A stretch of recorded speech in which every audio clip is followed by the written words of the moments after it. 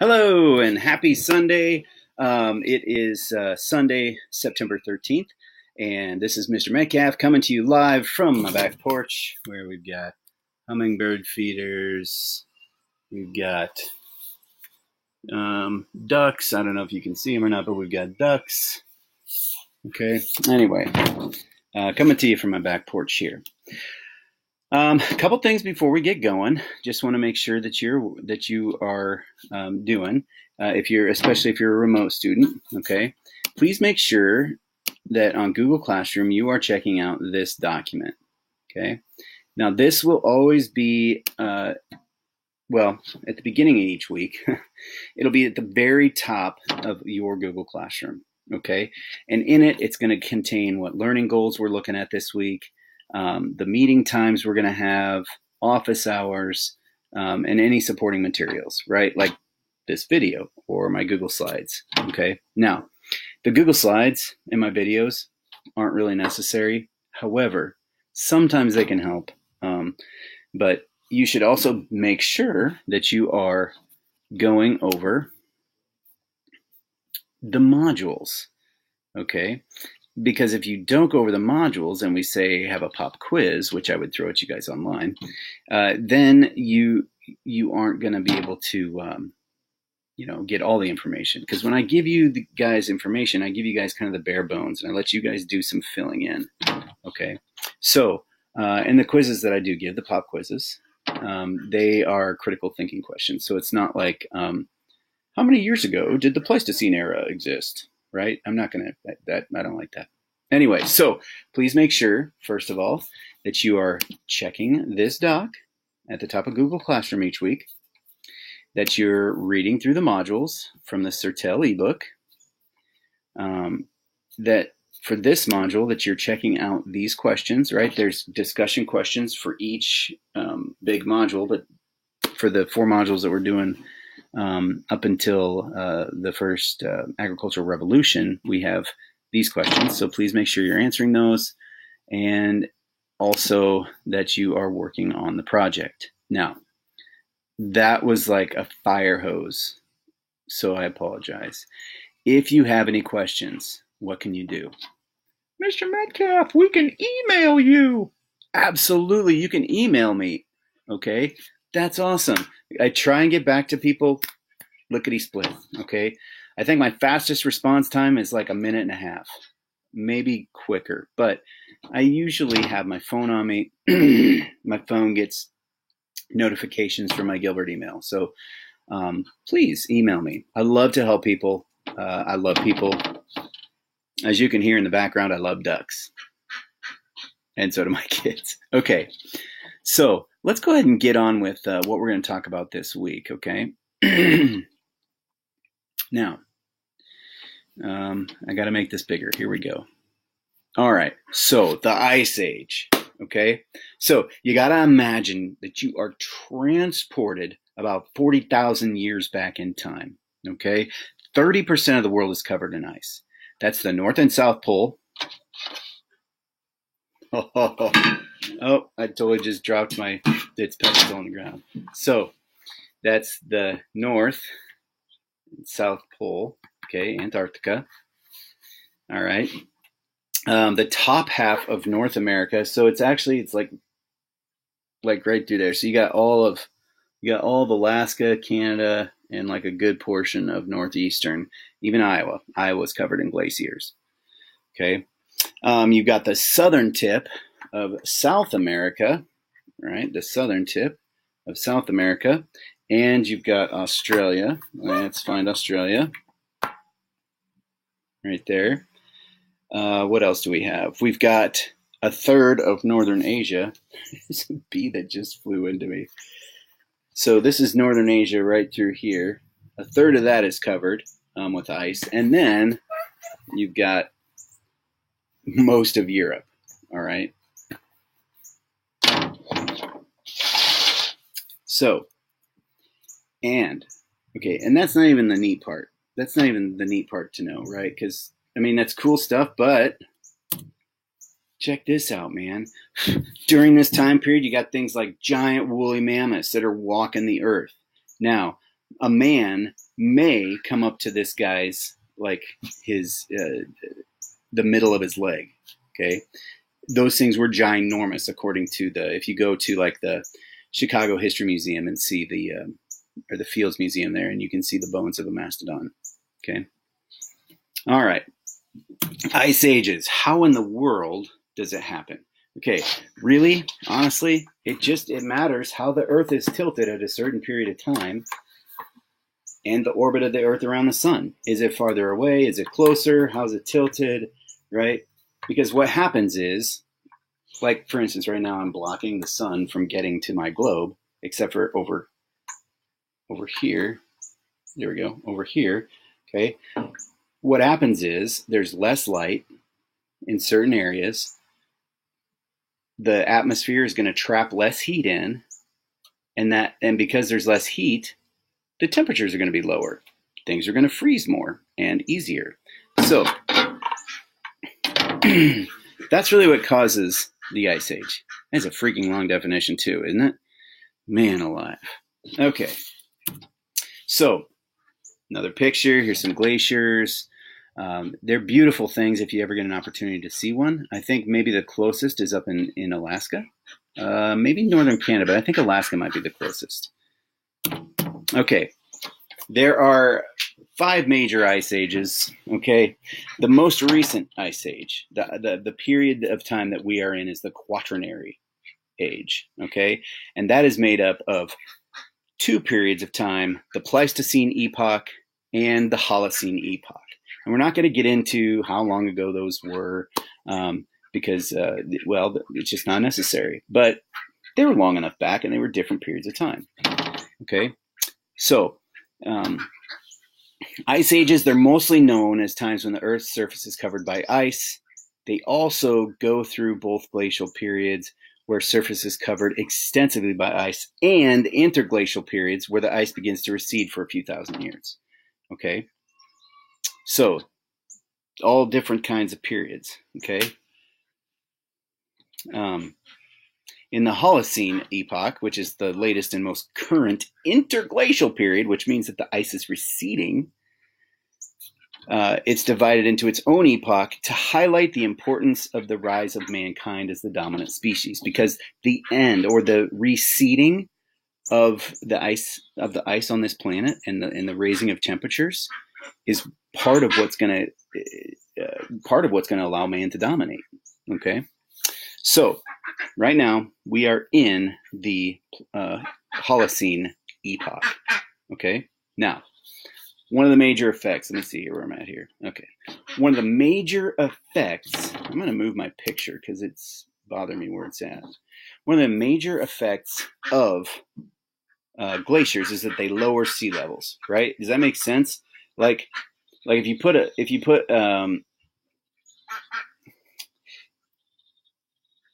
during the wintertime, if you go over to Lake, to Ada Hayden, I guess that's not, it's a lake. If you go over to Ada Hayden, you'll notice that the water level is lower in the wintertime. Well, that's because the ice is frozen, okay? And the water has become denser, okay? And it's come together, all right? So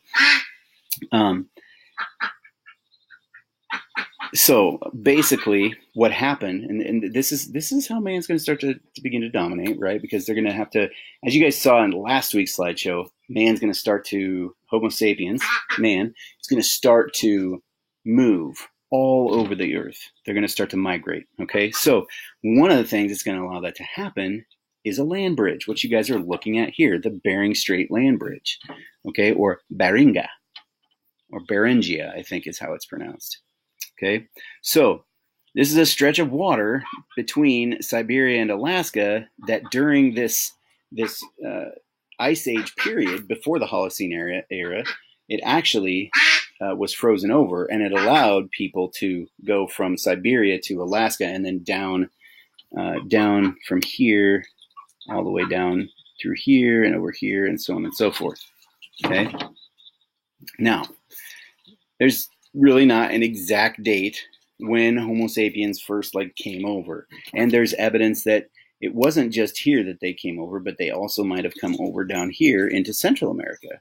Okay, there's some evidence of the Ainu people from Japan that possibly were some of the first people here in the Americas. So very, either they came through here or somehow they had water vessels that were able to get them here, or maybe they hugged the coast enough and were able to come all the way down here. I'm not sure exactly.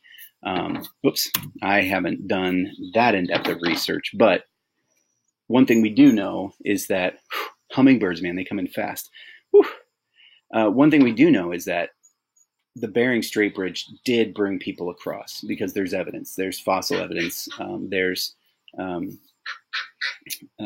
kinds of evidence of that. All right.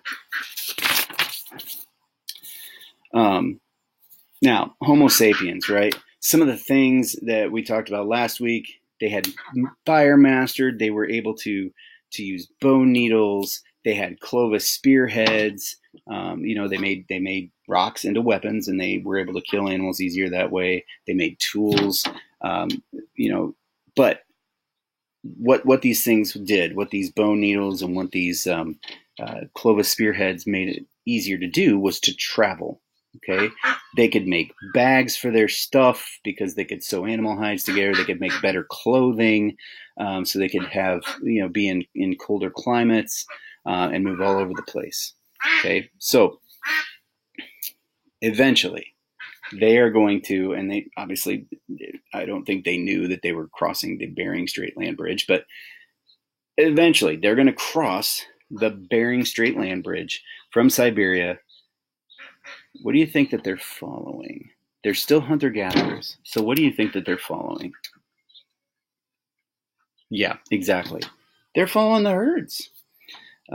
So they're following the herds. They cross into North America, and eventually they're going to spread all the way down through South America, Central America, then South America, over to the eastern part of the United States. It's pretty cool. Okay.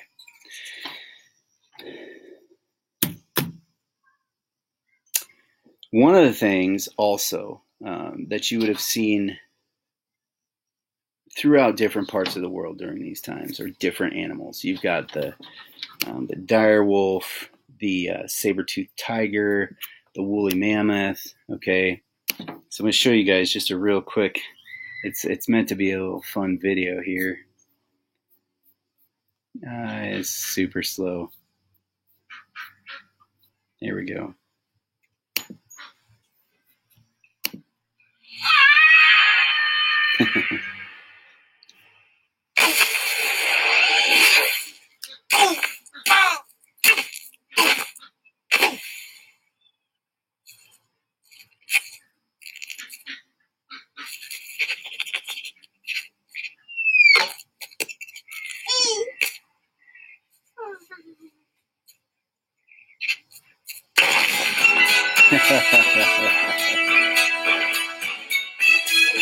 I think that's Manny.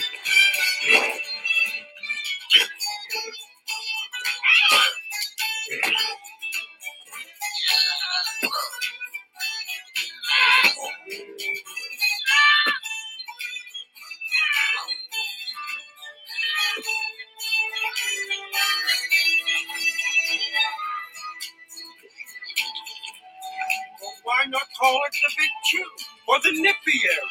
I'm just saying, how do we know it's an ice age? Because of all the ice! Well, things just got a little chillier. Come on, kids, let's go! The traffic's moving! But Dad! No buts. You can play Extinction later. Okay. Come on, guys. Sal, where's that ape? He said something about being on the verge of an evolutionary breakthrough. Really? I'm flying! Some breakthrough.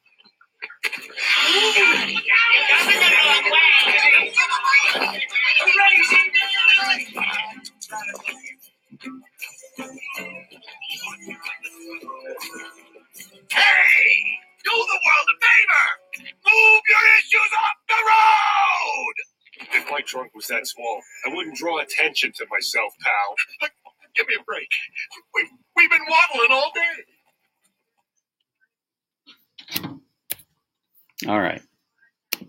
So, big old animals like that, basically they are moving around partially because of the Ice Age. They're trying to find food as well, right? Just like mankind. And man is going to follow right after them, okay? I don't know if it was in giant herds like depicted in the movie Ice Age. However, I'm sure that there were herds of animals, but maybe in their own, maybe within their own species. Okay. So now here's the problem, right? And there's also what's called megafauna. These gigantic animals and plants and things like that. But here's what happens, right? When man actually comes, okay, mankind helps to wipe out these animals, right? There's an ice age going on still. There's competition not just between man and man for food, but now between man and animal for food. Okay, man is starting to populate more and more and more. And as they do that, there's going to be competition for food. So they're going to start killing off, not purposefully, I don't believe, but they're going to start killing off and wiping out some of these animals, right? Some of them, it's happening because they're overhunting them. Some of them, it's because they can't survive any longer because there's nothing left for them, okay? So that is going to start leading up to, those events are going to start leading up to the end of the Ice Age, okay? Now, the warming of the Earth in the beginning of the Holocene period, it's going to mark a new beginning, okay? Humans are going to become the dominant species on Earth.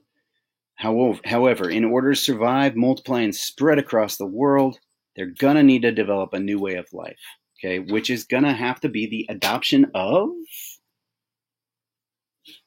I'm going to leave that for you guys to figure out. Can they stay hunter-gatherers? What do they have to do in order to survive, multiply, thrive, eventually have civilizations? What do you think? I think we should discuss that on Wednesday.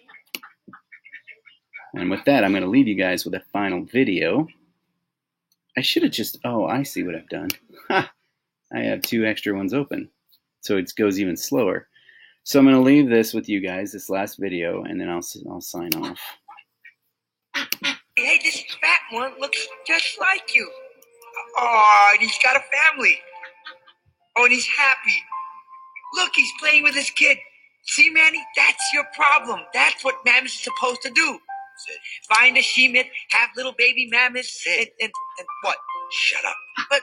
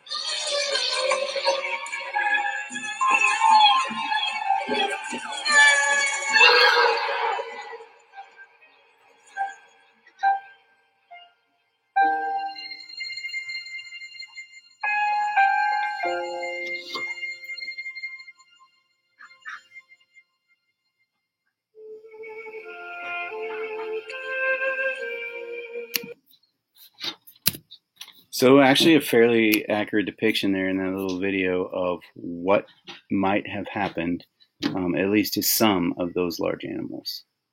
Okay, now, just to sum up again, the Ice Age, right? The Ice Age, I discussed what it was. It's when there's not enough radiation getting in from the sun's heat because of how the Earth is oriented in the solar system. And because of that, there's more ice. And that ice is going to reveal more land. People are going to be able to travel in different areas because of that. And you're going to have, you're going to be able to migrate. And when you migrate, you're going to follow the herds. The herds and humans are going to start to compete for each other's resources. Eventually, the herds are going to be wiped out, ushering in a new age. Humans will have to adapt once again in order to survive and thrive and dominate the planet. Okay, that's all for this week. Please let me know if you have any questions. Please make sure that you go over Module 1.3. It's some good stuff. It's probably way better than how I share it on my videos, although it's not as animated because you just have to read through it. So I hope you all have a good week. I'll talk to you later. Maybe.